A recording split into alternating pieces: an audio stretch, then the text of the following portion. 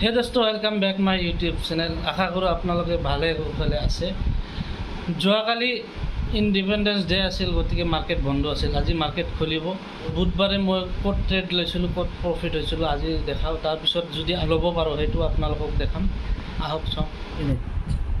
ঠিক এইখিনি জেগাত মই ট্ৰেড লৈছিলোঁ। মই এইখিনিৰ পৰা ৰিট্ৰেচমেণ্ট ল'লে আৰু পূৰা 1-2 মিনিটৰ ভিতৰত একদম ওপৰলৈকে গুচি গ'ল। তেতিয়া মোৰ 5,600 টকা লছ হৈ গ'ল। তাৰপিছত মই এইখিনি ট্ৰেড ল'লোঁ। ঠিক এইখিনি ট্ৰেড ল'লোঁ, এইখিনিৰ পৰা আৰু ডাউনত আহি গ'ল। তেতিয়া মোৰ 5-6 হাজাৰ টকা লছটো উঠি পেলাই মই কৈছোঁ চাগে 1600 টকা প্ৰফিট হৈছিল। দোস্ত, মই এইখিনিত এটা ট্ৰেড লৈছোঁ আপছাইডত। সৰু এটা ষ্টপ লছ দিম, এনেকৈ সৰু এটা ষ্টপ লছ দিম। যদি তলত আহে ওলাই যাম আৰু মই এইখিনিকলৈকে হোল্ড কৰিম, চাওঁ কি হয়।